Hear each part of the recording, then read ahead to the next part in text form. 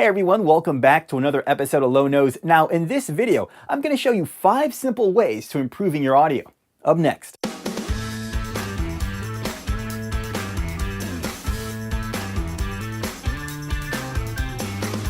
Okay, so how do we improve our audio? Well, if you're into any kind of content creation, you want the best possible sound from your audio. And believe me, people are a lot more forgiving to bad video compared to bad audio.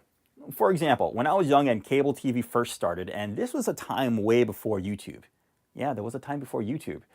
Cable channels would come in scrambled, and it would be a series of wiggly lines, a wiggly picture, wiggly colors, but you could hear the audio. And me as a little kid, I would listen to the audio and I would just use my imagination, try to pretend or kind of put together a picture in my head of what was going on, using the little bits and pieces that would come through the squiggly picture.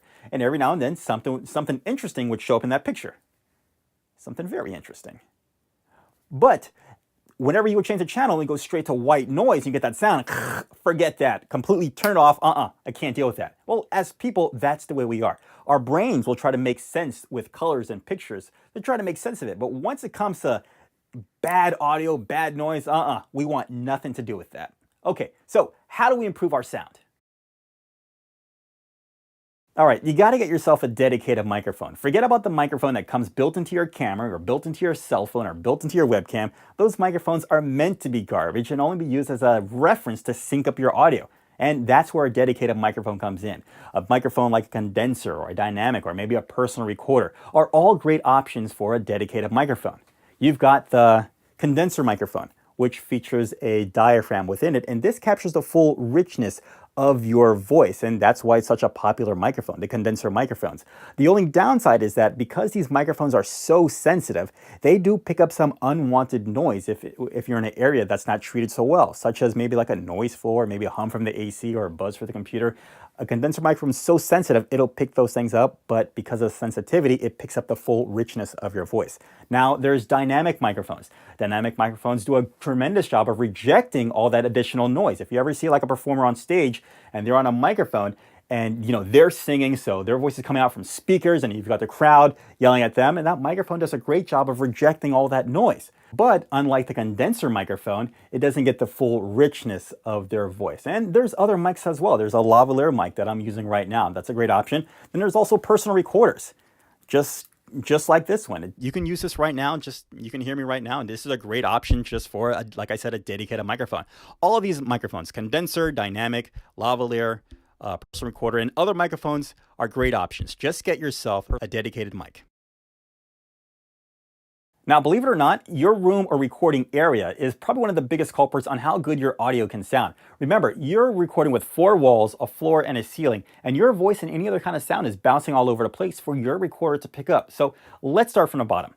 You don't want to record on top of a bare floor, like tile, wood, or cement. Ideally, you want to record on top of a carpet. What a carpet does is it minimizes and absorbs the sound reflection that your microphone will pick up. If you don't have carpet, then I suggest getting an area rug. And if you don't have an area rug, then probably a comforter. You just put a comforter right underneath you. Now, as far as the walls, highly suggest getting acoustic panels or sound absorption. You don't need a lot of these. They just need to be placed properly. And a proper place is to have it around ear level. So if you're in a lower stance, you want the bulk of your panels to be right here, wherever your ear is. That's where you want it to go. Not a lot, just placed properly and concentrated around you, ear levels. If you can't afford acoustic paneling or acoustic paneling, then I suggest getting hooks and putting thick blankets on the top. You get the hooks so you can bring the blankets up and down whenever you're not using it. If you can afford treatment for the ceiling, by all means, go for it. So let's say you can't get any kind of acoustic paneling, or you can't put anything on the walls or the ceilings. What now? Well, you got to use what you got. A lot of people like to do recordings on top of their desk, and doing recordings on top of their desk is like bringing the floor all the way up to the microphone, and the microphone is going to have a field day with all the reflections. So it's time to DIY this.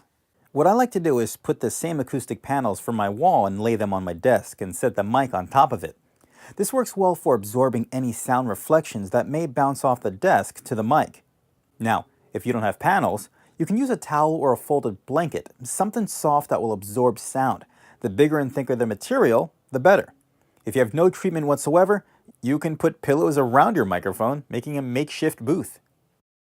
Or you can take yourself and your microphone into the closet and do your recordings here. The clothes acts as a sound absorption, and I have my kid's mattress on top of me so the reflections don't bounce from the ceiling down to the microphone.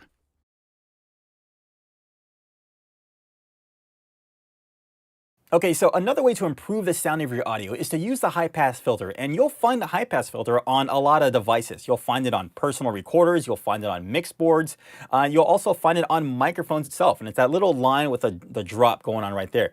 And what the high pass is that it allows all the high end to go through a signal, but it removes the low end. So only the high pass signals will sound. Well, only the high pass signals will get through and the low ends will get cut off. Also, the low cut, it's the same thing as the high pass. The low cut cuts out all the low end noise and lets the high pass go through. It's both the same thing, it's just some things use one or the other. So let me give you an example of a high pass. I've got some audio here. In a world where things are not as clear as they may seem, one man takes a chance. Okay, so it sounds good, it sounds full and rich, but it does have a little of a muddy sound to it. So we can use a high pass filter to kind of clean up the muddiness and hopefully bring the voice out. So what you want to do is we're using Audacity. We'll highlight the audio. If you want, you can highlight the entire track, but we'll just do this portion right here. We'll highlight the audio that we want to affect, go to Effects, go to High Pass Filter. Now, a lot of the devices that you use or that apply a high pass or a low cut, they normally cut around 75 to 80. In the frequency, in the hertz. So we'll do 80, and they also, as far as dropping that signal, they'll either drop it by 17 decibels or 24 decibels. So here we'll go with 24 decibels. All right, and let's see. In a world where things are not as clear as they may seem, one man takes a chance to do everything he can. Okay, so there is a difference. Before we had the full sound, but it was a little muddy. With the high pass, it was a little muddy. But what the high pass did, it took out that mumble, that muddy noise, that muddy signal within it. In a world where things are not... And now the voice is a little bit clearer. We no longer have that muddiness to go. So that's one way to improve the sound of your audio. Okay, and the last way to improve your audio is to use a noise reduction filter on your audio. Of course, we don't all have the perfect environment in our recording area, so a lot of times we've got a lot of competing sounds and noises that might get in our signal. So let's use a noise reduction. I'll play the audio file for you right here.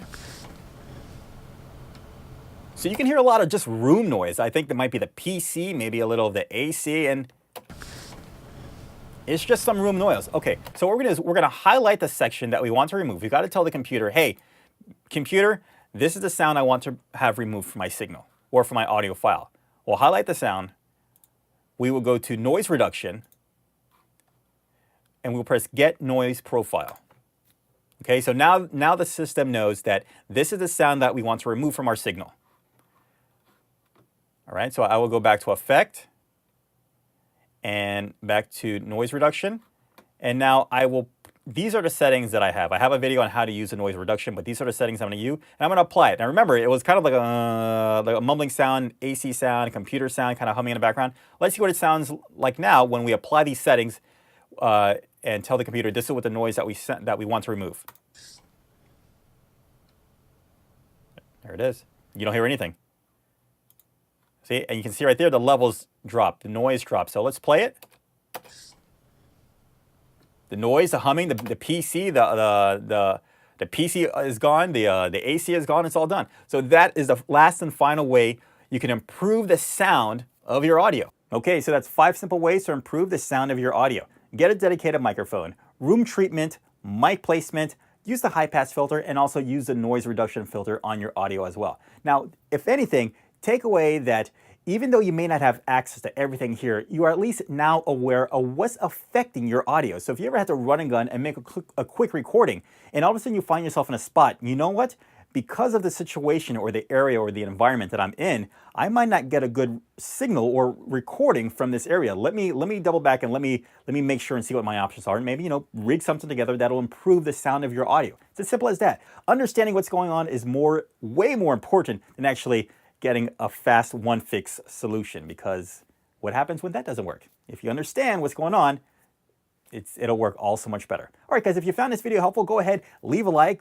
If you want to see more videos like this, go ahead, subscribe. Also, join the social media, Low Nose, sort of, Facebook, Twitter, Instagram, all that good stuff. Check it out. Until next time, guys, go ahead, check out the channel for some more fun, cool videos. I think they're fun. They're cool, aren't they? Maybe? Let me know in the comments below. Any questions you got, go ahead, let me know in the comments below. Until next time, guys, I will see you in the next video. Bye.